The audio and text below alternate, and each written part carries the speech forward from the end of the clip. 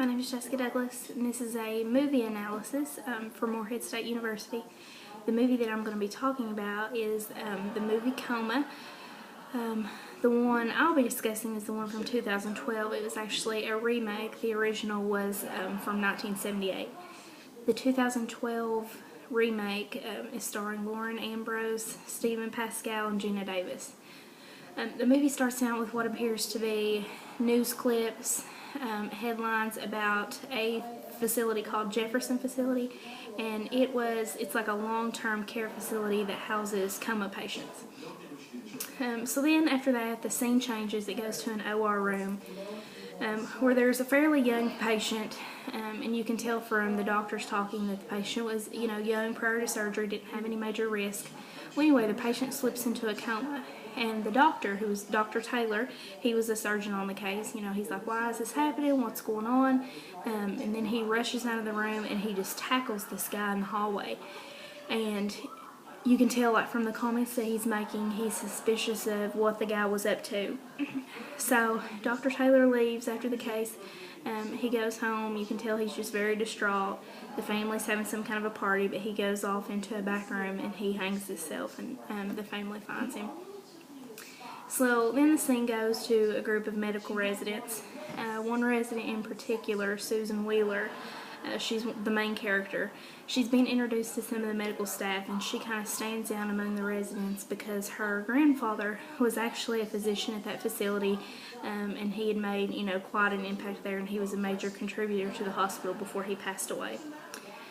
So the residents start rounding on patients, and one of the ones that they enter the room of this young, healthy female patient, probably maybe late 20s, early 30s. And she'd slipped into a coma, and Susan starts asking, what happened to this lady? She's healthy, I know her. They'd apparently went to the same gym. So Susan just starts to become, suspicious. She recognizes that the woman was healthy, and she feels really sorry for her, and she just starts to kind of question, hey, what's going on here? Why are the incidence of coma cases so high at this hospital? So, she kind of starts looking into it. She comes across some more information about this Jefferson facility, and they're talking to her, employees at the hospital are talking to her about how that's the facility where they send their coma patients to for, some long-term care, and family members can visit them there.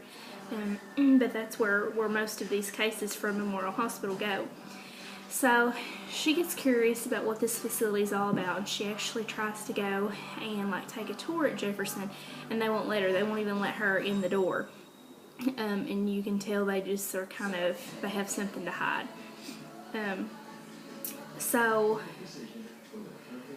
with all of her investigation, the hospital staff, like the administration, some physicians, they start to get really nervous. They don't want her looking into these things.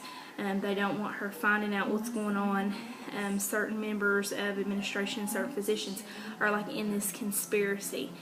So they start trying to cover things up. They start having someone follow Susan. They hide cameras in her apartment. Her roommate and friend, also a co-worker or someone who worked at the hospital, they actually fire her and basically threaten her to leave town and to quit helping Susan, and just kind of get out of the picture. So Susan kind of starts getting worried for her safety, but she continues to kind of look into what's going on. The hospital administration then one day calls her into a meeting, and they're actually trying to get her dismissed from the residency program, because they say that she is displaying some inappropriate behavior, because she's going through old patient files and stuff that's not any of her business, as they say, and so they're trying to get her dismissed. But then Dr. Stark, one of the physicians there, he comes in and he kind of stands up for Susan and says, she doesn't need to be dismissed. She's a very good resident, and also, he says that she reminds him of her grandfather, and he was very well respected within the medical community there, so he kind of vouched for her and wanted to give her a chance and let her stay. Dr. Stark also helps to arrange a tour at Jefferson for Susan, so they let her in. She tours the facility. She finds all kinds of weird, kind of fishy stuff. There's like empty shells of bodies. It's all very mechanical. Like the patients aren't moved by people. They wear like this metallic shell, and like machines come and pick them up like by magnets and like transport them from room to room. She also finds scientists that appear to be studying what looks like genetic markers. And there was just all kinds of other little questionable observations that she finds while she's there.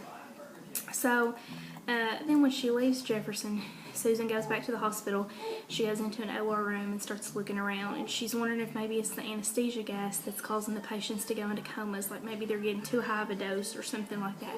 So she starts following the anesthesia lines, and she even crawls up into the ceiling and into the ductwork and traces the lines all the way down to a storage area where they have the gas cylinder tanks.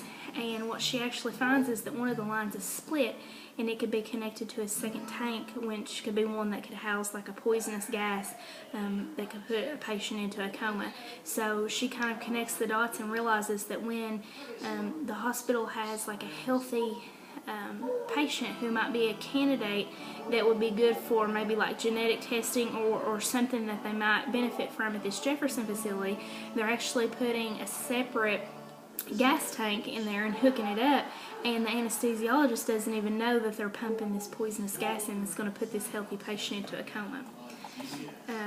So then the scene changes, and it goes to Dr. Stark, the one who stood up for Susan. He's driving his car down the road, and he's trapped and like pinned in by a couple of vehicles, and they actually like push him with their vehicle over an overpass, so he actually falls into the road below.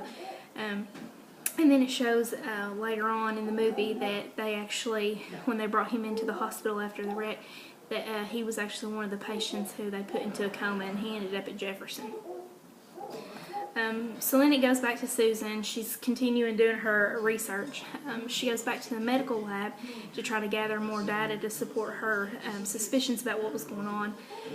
She's stalked by a hitman that's been associated with the hospital. He's been seen with physicians and administrators there who are all in this coma conspiracy. But she's able to escape the man by locking him in the morgue. And she leaves there and she returns to her apartment. She's going to try to get all of her stuff together and then go tell somebody. Well, when she gets there, there's actually a police officer there. So she starts telling him about everything that's going on. And then he actually tases her. And then he takes her to Jefferson. So, you know, he's a dirty cop, and he's in on it too. So when she gets to Jefferson, they restrain her and sedate her, but she's actually able to escape her restraints, and she starts trying to run around the facility, but she's trying not to be noticed, and she's struggling too because she's still got some sedation in her. She finds even more stuff out, and she's able to get back into other more locked areas of the facility. She figures out that they're doing some research on live test subjects. They're even harvesting organs after they figure out that the patients may be no longer viable to any of their other research. They're doing in vitro on healthy patients that are, you know, within childbearing years, and they're actually birthing babies for profit.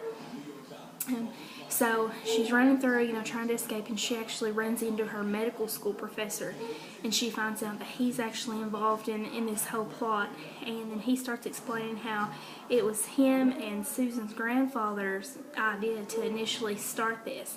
And, you know, he's telling Susan, you know, this is your legacy, you know, this is a big opportunity to be able to use these subjects for bioengineering, stem cell research, genetic testing, and the benefits that it could pose, like curing diseases and things like that. So he's trying to, you know, he's finally had to confess and sort of reveal the operations, but he's trying to talk her into, you know, the positives or the benefits that this is having, and trying to say why, you know, this is a good thing. And she won't have it. She tells him it's legally and ethically wrong. She'll never be a part of it. Then she spits on him and she escapes. She takes off running, and she jumps into like a drain pipe, or it's like a, you know, like a water grate thing, and she lifts the cover and she jumps down into it. And the drainage system actually empties out into the exterior of the building. So she's able to like crawl through the pipes and get to the very exterior of the building, and, you know, open up like the barred gate. And that's kind of where the movie ends up. The good cops are actually surrounding the facility at that time.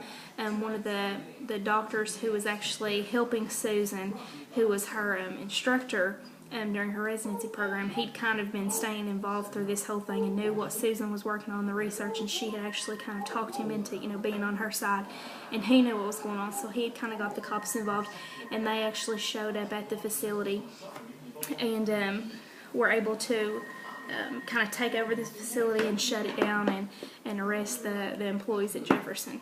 So it's kind of a far-fetched movie, but with all the legal and ethical aspects of it, it's a pretty good watch if you're interested in stuff like that and kind of some futuristic research of healthcare. So.